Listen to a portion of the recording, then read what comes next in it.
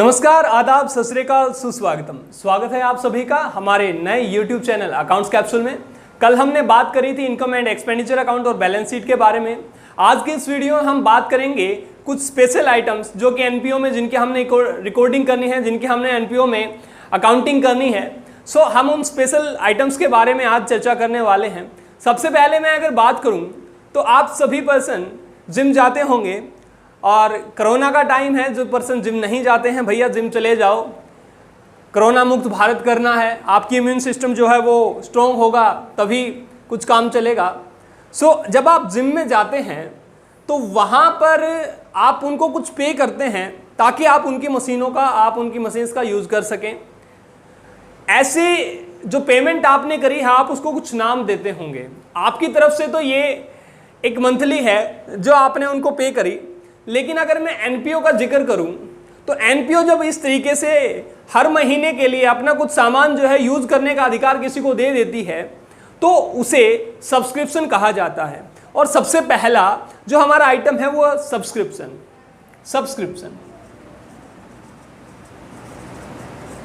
इसे हम हिंदी में चंदा भी कहते हैं। और बेटा कॉपी पेन लेकर के आप इसको लिख भी सकते हैं, क्योंकि यहां से क्वेश्चन जो है वो 1 मार्क्स के लिए उठ करके आता है और ये डेफिनेशन भी यहां से पूछी जाती है और बच्चे गड़बड़ करते हैं, बच्चों को समझ नहीं आता है कि वो किस तरीके से लिखें। सो लिखिए, लिख देता हूं अमाउंट, एक ऐसी अमाउंट जो कि हमने रिसीव करी है। Amount received to give access to resources for a short period,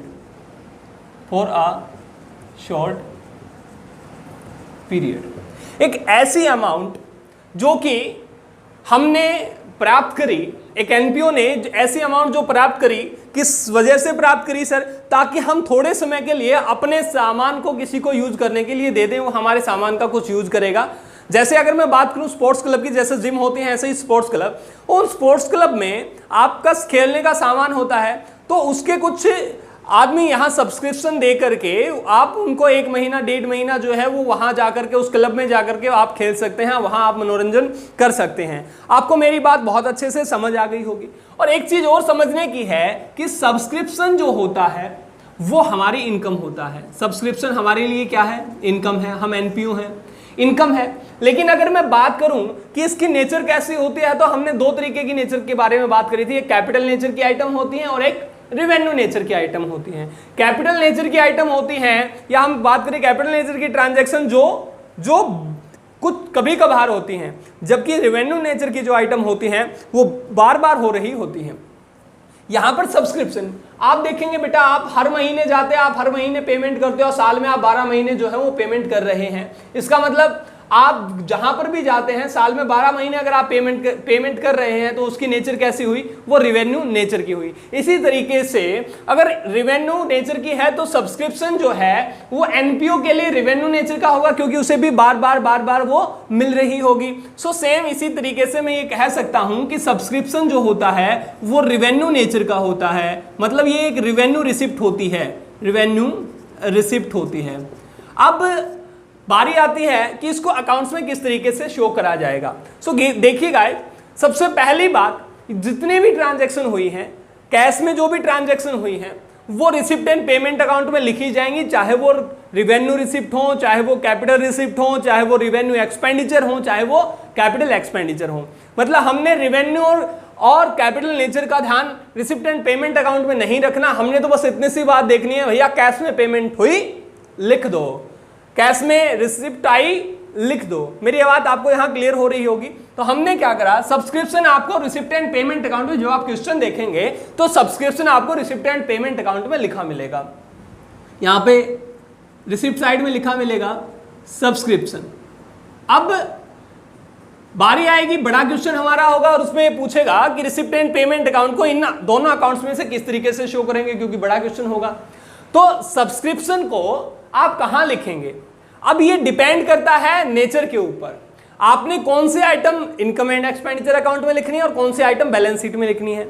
देखिए इनकम एंड एक्सपेंडिचर अकाउंट में जब मैं वीडियो नंबर 2 आपको बता रहा था तो उसमें मैंने आपको बताया था कि इनकम एंड एक्सपेंडिचर अकाउंट में रिवेन्यू नेचर के आइटम को ही लिखा जाता है। केवल रिवेन्यू नेचर के जो आइटम होंगे, मतलब रिवेन्यू नेचर की रिसिप्ट और रेवेन्यू नेचर के ही एक्सपेंडिचर जो हैं उनको हम कहां पे लिखेंगे, इनकम एंड एक्सपेंडिचर अकाउंट में लिखेंगे। रेवेन्यू नेचर के आइटम्स को इनको हम यहां पे रिकॉर्ड करेंगे, जबकि जो कैपिटल नेचर के जो हमारे आइटम होते हैं वो हमारे बैलेंस शीट में दिखाए जाते हैं। यहां पे मैं लिख देता हूं, जो कैपिटल नेचर के जो आइटम होंगे वो हमारे बैलेंस शीट में दिखाए जाएंगे। अब आप एक और चीज समझने की कोशिश करें, अगर आपको आइटम्स के नेचर के बारे में पता चल जाए तो आपके लिए अकाउंटिंग करना, या मैं ये कह सकता हूं कि आपके इस तरीके से फाइनल अकाउंट्स बनाना काफी मुश्किल नहीं रहेगा, कोई भी आपको प्रॉब्लम नहीं आएंगी। तो अब आपने देखा कि यहां पे तो दोनों ही तरीके के आइटम आएंगे, मतलब आपको receipt and payment account books में या आपको क्वेश्चन में लिखा हुआ मिलेगा। आपने बनाना है इनकम एंड एक्सपेंडिचर अकाउंट और बैलेंस शीट, तो यहां से जो चीजें हैं वो उठा करके या तो वो आपने इनकम एंड एक्सपेंडिचर अकाउंट में लिखनी है सर, या वो लिखी जाएंगी बैलेंस शीट में, और आपने यहां से ही चीजें उठानी है। इसके अलावा कुछ एडजस्टमेंट भी दी होंगी, वो एडजस्टमेंट हम अभी नहीं कर रहे, वो न्यूमेरिकल्स में करेंगे। पहले हम इन चीजों की नेचर्स के बारे में डिस्कस अच्छे से कर लेते हैं और कौन से आइटम कहां आने वाले हैं ये चीजें हम एक बार डिस्कस कर लेते हैं। जो सब्सक्रिप्शन है वो यहां रिसिप्ट साइड में लिखा हुआ था, अब रिवेन्यू नेचर का था तो इनकम एंड एक्सपेंडिचर में आएगा, क्योंकि बैलेंस शीट में तो कैपिटल नेचर की आइटम आती हैं। अब इनकम एंड एक्सपेंडिचर अकाउंट में भी ये एक्सपेंडिचर में आएगा, इनकम में आएगा। सर यहां पे रिसिप्ट में लिखा हुआ है तो हम समझ सकते हैं कि ये इनकम ही होगी, तो यहां से उठा करके चीजें यहां आएंगी। सर इनकम साइड में लिखा जाएगा बाय सब्सक्रिप्शन, बाय सब्सक्रिप्शन। आपको यहां ये वाला पॉइंट अच्छे से समझ आ गया होगा। अब हम बात करते हैं इससे नेक्स्ट हमारा जो आइटम है उसके बारे में। सबसे पहला है सब्सक्रिप्शन, इसके बाद में लिख रहा हूं लाइफ मेंबरशिप फी। लाइफ मेंबरशिप फी, देखिए हम में से ही कुछ बच्चे होंगे, हम में से ही कुछ शख्स होंगे, हम में से ही कुछ पर्सन होंगे जिनके पास पैसा बहुत है, पैसा बहुत है, वो मंथली देने में थोड़ा हिचकिचाते हैं। वो ये कहते हैं भैया मैं हर महीने नहीं दूंगा, मैं तुम्हें एक ही बार सारे पैसे दे देता हूं, मैं तुम्हें एक ही बार सारे पैसे दे देता हूं, तुम सारे पैसे ले लो और मुझे राइट दे दो इनको यूज करने का, आप मुझे आपका जो सामान है ये यूज करने का मुझे अधिकार दे दो। तो मैं यहां कह सकता हूं कि सब्सक्रिप्शन जो है वो शॉर्ट पीरियड के लिए है, सब्सक्रिप्शन शॉर्ट पीरियड के लिए है, जबकि लाइफ मेंबरशिप फी कुछ और नहीं बल्कि अमाउंट जो रिसीव करी हमने या एनपीओ ने जो अमाउंट रिसीव करी to give the access, sir उनका प्रयोग करने का अधिकार, किनका, रिसोर्सेज का, रिसोर्सेज का, आपके जो संसाधन हैं, आपका जो सामान है उनको प्रयोग करने का अधिकार देने पर आपको जो भी अमाउंट मिली वो या तो सब्सक्रिप्शन होगी या लाइफ मेंबरशिप फीस होगी। अगर आपने उनको अधिकार दिया थोड़े टाइम के लिए तो वो होगी सब्सक्रिप्शन, और अगर आपने उनको टाइम दिया ज्यादा, मैं ये कह सकता हूं कि अगर आपने टाइम दिया उनको आजीवन, पूरे जीवन के लिए, फॉर होल लाइफ के लिए बेटा, फॉर होल लाइफ, पूरी लाइफ के लिए आपने उनको क्या दिया, आपने उनको एक अधिकार दे दिया कि आप इनको यूज कर सकते हैं, तो उसे हम कहेंगे लाइफ मेंबरशिप फी। वो जो पैसा मिला वो होगा लाइफ मेंबरशिप फी। अब एक सीधी सी बात बेटा, life membership fee receipt and payment account में तो लिखी ही जाएगी बेटा। कहां, इनकम है तो ये मैं यहां पे इसके लिए भी लिख देता हूं, ये क्या है, ये इनकम है, ये क्या है, इनकम है हमारी। और दूसरा इसकी नेचर के बारे में अगर बात करूं तो ये किस नेचर की है। अब समझिए, मेरे पास पैसा बहुत है, ऐसे लोग बहुत कम होते हैं जो लाइफ मेंबरशिप मतलब किसी भी एनपीओ में आजीवन सदस्यता लेते हैं। वो कभी कभार आते हैं, और हमने कहा था कि जो ट्रांजैक्शन या जो आइटम कभी कभार होने वाले होते हैं उनको हम कैपिटल नेचर का आइटम मानते हैं। मेरी बात यहां क्लियर हो गई होगी। तो इसके अगर नेचर की बात करूं तो लाइफ मेंबरशिप फी, सर 2 साल में 3 साल में कोई शख्स जाता है, एक आध शख्स जाता है, वो कहता भैया मुझे ना ये लो रुपए और तुम मुझे आजीवन सदस्यता दे दो। तो ऐसा कहने वाले बहुत कम होते हैं, इसलिए मैं रिवेन्यू रिसिप्ट की जगह लाइफ मेंबरशिप फी को क्या कहूंगा, कैपिटल रिसिप्ट कहूंगा, या मैं कैपिटल नेचर की आइटम मानूंगा, कैपिटल रिसिप्ट। क्योंकि हमने कहा क्योंकि ये क्या है, ये इनकम है। इतनी सी बात क्लियर हो गई होगी। अब life membership fees sir recipient payment account में तो लिखी मिलेगी। मैंने आप लोगों को कहा कि जो कैश में मिला, जो कैश में दिया, वो किस टाइम का है, कब का है, किस नेचर का है, हमें कुछ मालूम नहीं। हमने बस देख लिया रिसिप्टेंट पेमेंट अकाउंट में वो लिखा जाएगा।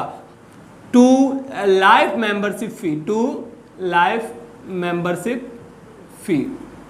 अब समझिए, ये जो लाइफ मेंबरशिप फी है ये जाएगी कहां? इनकम एंड एक्सपेंडिचर अकाउंट में या बैलेंस शीट में? सर यहां तो जाएगी, यहां तो लिखी जाएगी, in receipt and payment account में जरूर लिखी जाएगी, लेकिन इनकम एंड एक्सपेंडिचर अकाउंट में लिखेंगे या आप बैलेंस शीट में लिखेंगे? पंगा यहां है बेटा, प्रॉब्लम यहां है। तो आप क्या करेंगे? लाइफ मेंबरशिप फी की नेचर देखिए। नेचर क्या? Capital receipt. Sir G capital item है, कैपिटल नेचर के आइटम बैलेंस शीट में दिखाए जाएंगे। सर कहां दिखाए जाएंगे?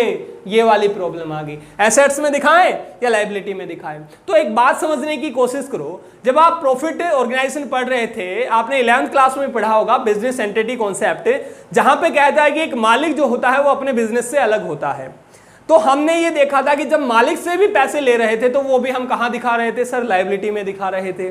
तो यहां पर भी हम किसी से भी अगर पैसा लेंगे, यहां पर भी हम अगर किसी से भी पैसा ले रहे हैं, वो लाइफ मेंबरशिप फी का हो, चाहे किसी भी चाहे जो है किसी भी रूप में हमने लिया हो, तो वो क्या कहलाएगा बेटा? वो लायबिलिटी होगा। मेरी बात यहां क्लियर हो गई होगी।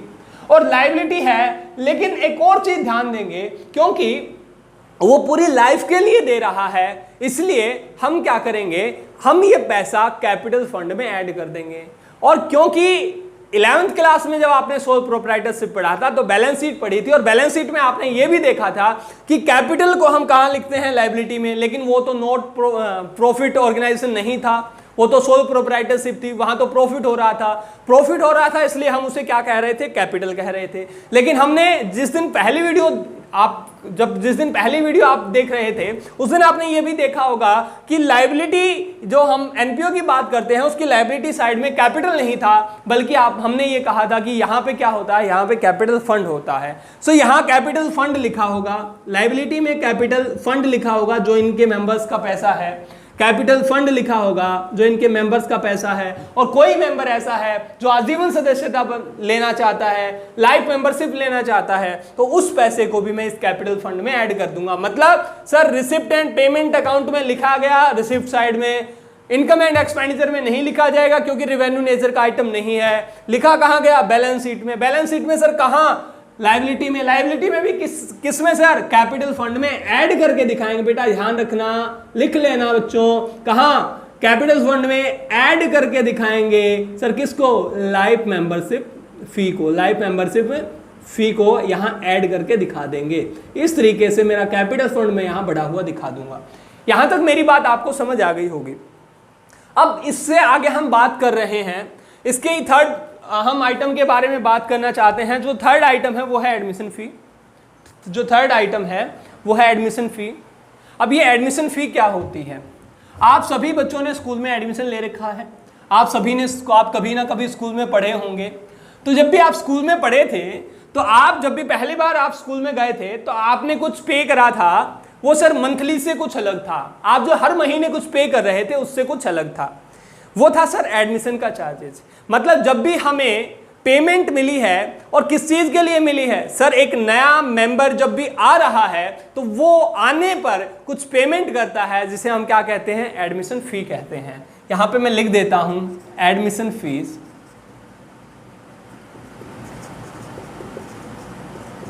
इसे ही हम एंट्रेंस फीस भी बोलते हैं, एंट्रेंस फीस। मतलब जब भी कोई आता है तब जो हम पे करते हैं वो। अब ये है क्या? द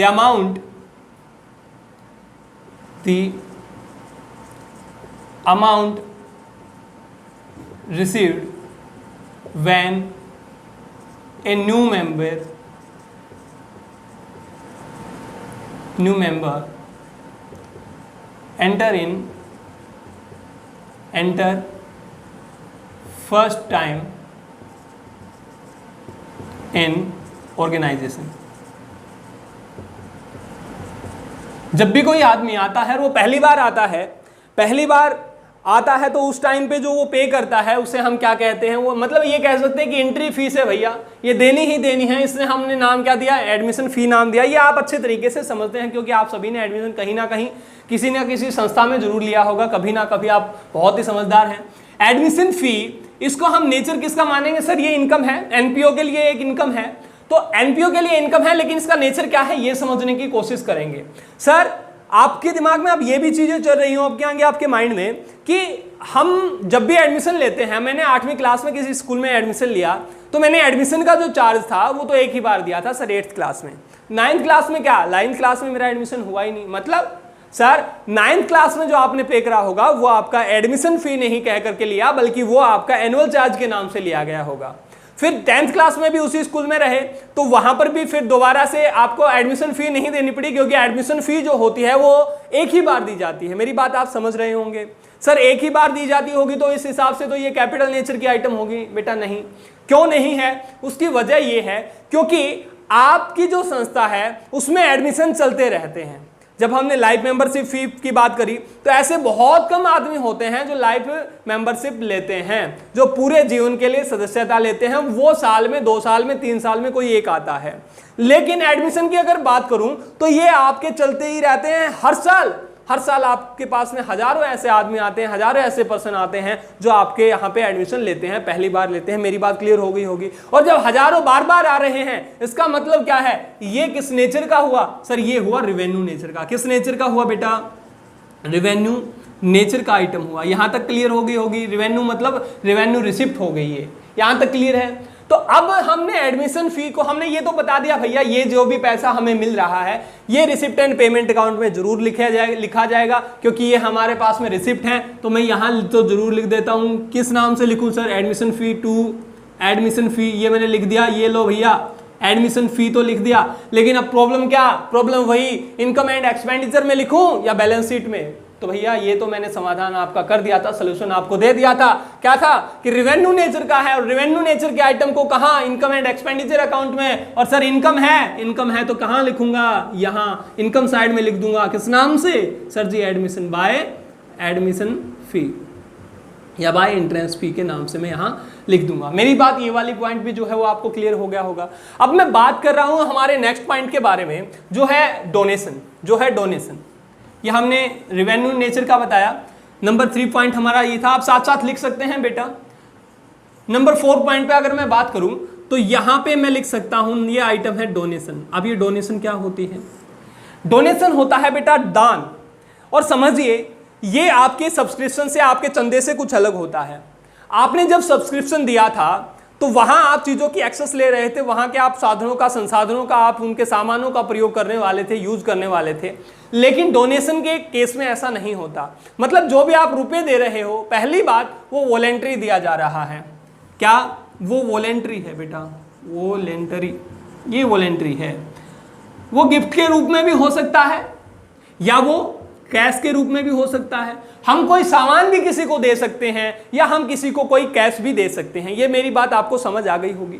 इसे ही हमने कहा है डोनेशन। और मैं एक बात बता रहा था आपको कि ये सब्सक्रिप्शन से अलग क्यों है, क्योंकि वहां पर हम सामान को यूज करने का अधिकार लेते हैं, लेकिन डोनेशन देने के बाद आपको ये नहीं होगा कि आप किसी के सामान का यूज करें। डोनेशन आपने वॉलेंट्री दिया है, आपसे कहीं मांगा नहीं गया है। सब्सक्रिप्शन जो होता है, सब्सक्रिप्शन आपने उस सामान का अधिकार लेने के लिए आपने पे करा था। मेरी बात यहां तक क्लियर हो गई होगी। तो यहां पर डोनेशन के केस में आपको उस सामान का यूज करने का अधिकार नहीं मिलेगा। आप आप पैसा दे रहे हैं उनको, वॉलेंट्री दे रहे हैं। वो गिफ्ट के रूप में भी हो, कोई सामान भी हो सकता है, और कोई कैश के रूप में भी हो सकता है। मेरी बात यहां तक क्लियर हो गई होगी। अब इससे आगे मैं बात करूं तो डोनेशन जो होता है वो 2 टाइप्स के लिए होता है। तो डोनेशन जो होगा वो 2 तरीके का होगा। पहला जो डोनेशन मैं कहूं तो ये कोई स्पेसिफिक डोनेशन होगा, ये होगा बेटा स्पेसिफिक डोनेशन। और दूसरे डोनेशन की बात करूं तो ये होगा जनरल डोनेशन, जनरल डोनेशन। अब सर स्पेसिफिक डोनेशन क्या हो सकता है, देखिए नाम से ही स्पष्ट हो रही हैं बातें। स्पेसिफिक डोनेशन का मतलब है एक ऐसा डोनेशन जो किसी स्पेसिफिक वर्क के लिए दिया गया हो। मैं किसी मंदिर में जाकर के और मैं रुपए देता हूं और मैं उनको कहता हूं कि इन रुपयों का यूज आप एक कमरा बनाने के लिए ही करेंगे। मैं किसी स्पोर्ट्स क्लब के लिए जाता हूं, स्पोर्ट्स क्लब में जाता हूं, वहां मैं रुपए दे करके कहता हूं इन रुपयों का यूज आप किसी स्विमिंग पूल बनाने के लिए ही करेंगे। मैं किसी स्पोर्ट्स क्लब में जाता हूं, वहां मैं उन रुपए देता हूं, मैं उनको कहता हूं कि इन रुपयों का यूज आप क्रिकेट स्टेडियम बनाने के लिए ही करेंगे। तो इस तरीके का जो डोनेशन होगा वो स्पेसिफिक डोनेशन कहलाता है। हमने यहां पर कंडीशन रख दी। यहां क्या है, आपसे पूछेगा what is specific donation. So क्या होता है बेटा, डोनर जो होता है, donor put an condition, donor put a condition for its use. जो डोनर है, जो देने वाला है, वो एक कंडीशन लगा देता है उसको यूज करने के लिए, उस सामान को या उस पैसे को जो है वो यूज करने के लिए कंडीशन लगा देता है कि भैया मैं जहां कहूंगा आपने उसको वहीं पे लगाना है। ऐसी डोनेशन को स्पेसिफिक डोनेशन कहते हैं। अगर मैं जनरल डोनेशन की बात करूं तो यहां पर कोई भी कंडीशन नहीं होती, not any condition, not any condition. Donor जो होता है वो कोई कंडीशन नहीं लगाता। ये कुछ इस तरीके का चंदा है, जब आप मंदिरों में जाते हो या दान है या आप मंदिरों में जाते हो तो दान पात्र में जो डालते हो वहां पे आपकी कोई कंडीशन नहीं होती, आप कोई कंडीशन नहीं, आप रुपए के साथ में लिखते नहीं है भैया रुपए, अच्छा रुपए के ऊपर लिख दिया भैया ये वाला पैसा जो है इसका आप खाना खिलाने के लिए यूज करना, ऐसा कुछ नहीं होता। जब वो दान पात्र खोलेगा तो वो खोलने के बाद वो इकट्ठा करेगा, उन पैसों का वो कुछ भी कर सकता है। ऐसी डोनेशन जो होती है वो जनरल डोनेशन कहलाती है। अब बारी आती है कि हम इनको यहां किस तरीके से शो करेंगे। तो एक बात तो स्पष्ट है बेटा, चाहे जनरल डोनेशन है चाहे स्पेसिफिक डोनेशन है, रिसिप्ट एंड पेमेंट अकाउंट में तो आएगी क्योंकि वो मिल चुकी है।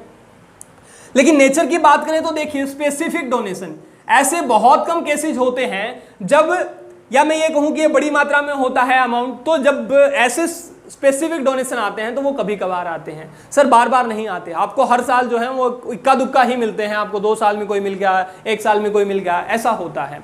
अगर हर साल मिले तो बेटा बहुत सारा बड़ा इंफ्रास्ट्रक्चर हमारा जो है वो खड़ा हो सकता है, लेकिन हमें ये कभी कभार मिलते हैं। इसलिए मैं कह सकता हूं ये किस नेचर का है सर, जनरल जो स्पेसिफिक डोनेशन है वो कैपिटल नेचर का है। किस नेचर का है बेटा, कैपिटल नेचर का है, मतलब कैपिटल रिसिप्ट है। और कैपिटल रिसिप्ट है तो सर यहां तो आएगा रिसिप्ट एंड पेमेंट अकाउंट में तो आएगा, क्योंकि कैपिटल और रिवेन्यू दोनों ही नेचर के आइटम आते हैं। सर क्या है स्पेसिफिक डोनेशन, तो मैं क्या लिख दूं, to donation for swimming pool, donation for swimming pool, swimming pool के लिए डोनेशन मिली थी। सर यहां तो लिख दी, लेकिन अब इसमें इनकम एंड एक्सपेंडिचर अकाउंट में लिखे या बैलेंस शीट में। सर नेचर क्या थी, नेचर थी कैपिटल, और कैपिटल नेचर को कहां लिखते हैं सर, बैलेंस शीट में। और बैलेंस शीट में मैंने बताया बाहर वालों से जो पैसा आया किस कहां लिखोगे सर, लायबिलिटी, लायबिलिटी में मैंने लिख दिया, यहां लिख दूंगा मैं डोनेशन फॉर पूल या स्विमिंग पूल। ये मेरी बात आपको ये वाला आइटम जो है अच्छे तरीके से समझ आ गया होगा। अब बारी आई जनरल डोनेशन की।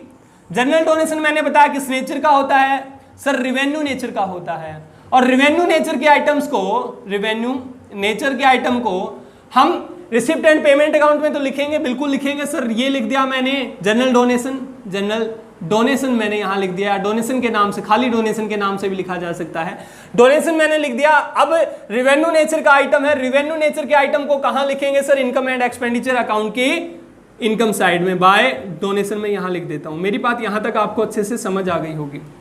सो बेटा ये हमारा पॉइंट नंबर था 4, आइटम नंबर 4 था। आप एक बार इसका स्क्रीनशॉट ले सकते हैं, अगर आप लिख नहीं रहे हैं तो आप एक बार स्क्रीनशॉट ले लीजिए। अब इसके बाद हम बात करेंगे अपने एक अलग अकाउंट के बारे में, माफ कीजिएगा एक अलग आइटम के बारे में, जो है लेगेसी बेटा, जो है लेगेसी। देखिए लेगेसी का मतलब होता है वसीयत, जो आपके पिताजी ने, माफ कीजिएगा आपके दादाजी ने आपके पिताजी को दी लेगेसी। लेगेसी जो होता है, लेगेसी को हम वसीयत बोलते हैं। ये हमारा पॉइंट नंबर 5 है। लेगेसी को वसीयत बोलते हैं, और वसीयत ये जो होती है ये आपके दादाजी ने आपके पिताजी को दी, आपके पिताजी आपको नहीं देंगे। नालायक को पढ़ते तो हो नहीं, आपको ये चाहते हो कि हमें पिताजी वसीयत नाम करा दें, तो पिताजी तुम्हें वसीयतनाम नहीं कराएंगे नालायक को। वीडियो अच्छे तरीके से देखा करो, अच्छे तरीके से लिखा करो, अच्छे तरीके से समझा करो। ये तब जाकर के जो है तुम्हारे पिताजी तुम्हारे नाम वसीयत जमा कराएंगे, तुम्हारे नाम कर देंगे, तुम्हें अपने सारे अधिकार दे देंगे, सारे संपत्तियां तुम्हें, वो जो हीरे जवाहरात के बैग बक्से, वो जो कोने में गड़ा हुआ खजाना है, वो तुम्हारे ही नाम हो जाएगा। लेकिन बेटा पढ़ो, पहले लिखो, पढ़ो, बढ़ो, तब जाकर के ये चीजें मिलेंगी। अरे तुम्हें नहीं मिलेंगी भैया, और अगर तुम्हें नहीं मिलेंगी तो वो जाएंगी कहाँ? वो जाएंगी किसी मंदिर में। पापा जी किसी मंदिर में दान कर देंगे, दान कर दिया तो भैया तुम्हारे पास से चली गई, पढ़ लो।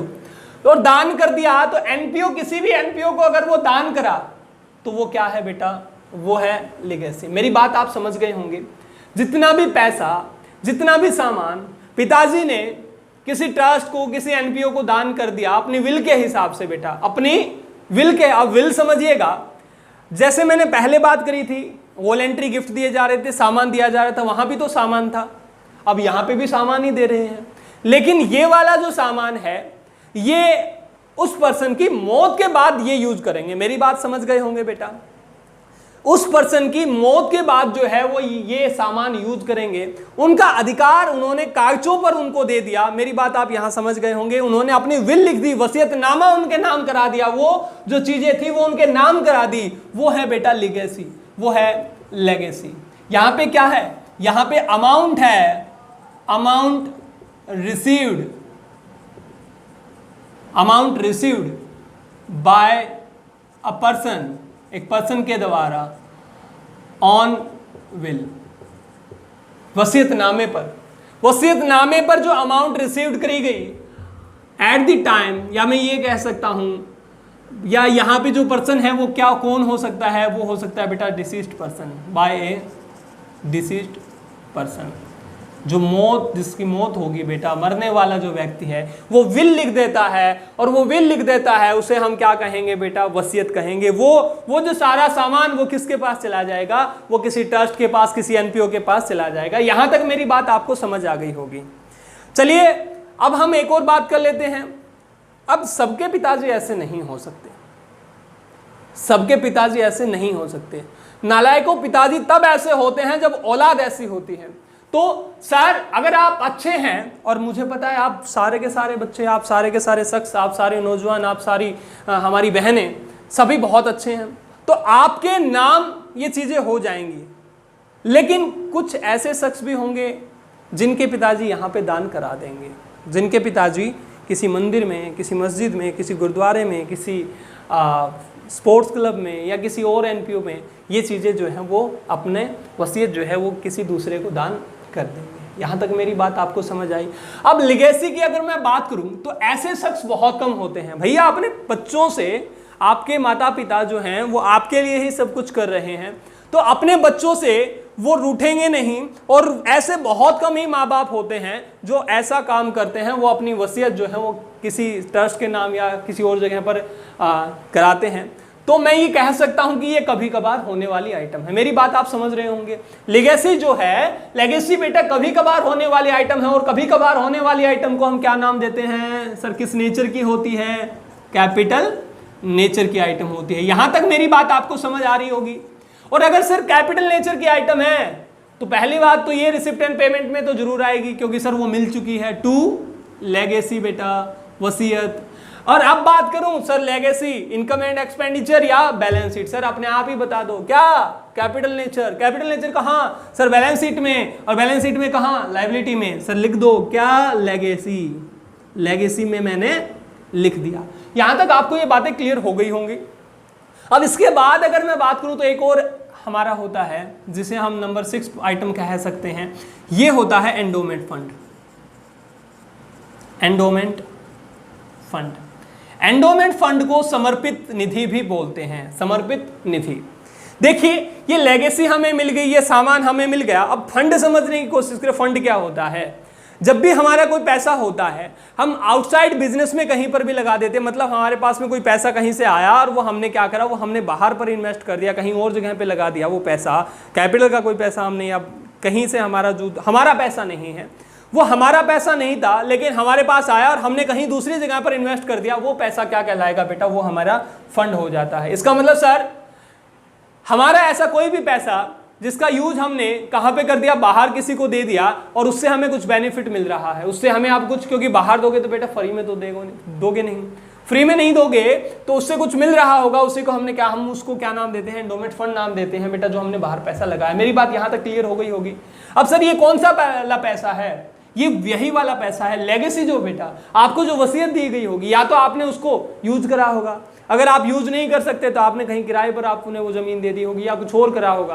तो ऐसे जो हमें पैसा है हमारा, जो हमने बाहर इन्वेस्ट करा है, उसे हम क्या कहते हैं, एंडोमेंट फंड का नाम देते हैं। यहां तक मेरी बात क्लियर हो गई होगी बेटा, यहां तक मेरी बात अच्छे से क्लियर हो गई होगी। और endowment fund sir receipt and payment account में तो लिखा जाएगा, बिल्कुल जाएगा सर, एंडोमेंट फंड। अब एक चीज और ध्यान दीजिए बेटा, अब मैं एक और बात आपको बता दूं, एंडोमेंट फंड बेटा, एंडोमेंट फंड, जब भी आपको फंड दिखाई दे जाए सर, किसी भी वर्ड के आगे अगर आपको फंड दिखाई दे जाए तो आप ये समझ लेना कि वो वाला आइटम हमेशा ही बैलेंस शीट में आएगा। सर बिल्कुल ध्यान से समझिए मेरी बात, जब भी आपको कहीं पे भी फंड लिखा मिल जाए, पूरे एनपीओ में कहीं पर भी आपको फंड लिखा मिल जाए, तो चुपचाप आंखें मूंद कर बेटा, बंद कर करके आंखें क्या करना है आपने, आखिर में आपने वो लिख देना, कहां पर सर, बैलेंस शीट में। और बैलेंस शीट में भी सर कहां पे, लायबिलिटी साइड में। सर जी जितने भी फंड होंगे वो बैलेंस शीट की लायबिलिटी साइड में ही दिखाए जाएंगे। मेरी बात समझ गए बेटा, यहां पे मैं क्या लिख दूं,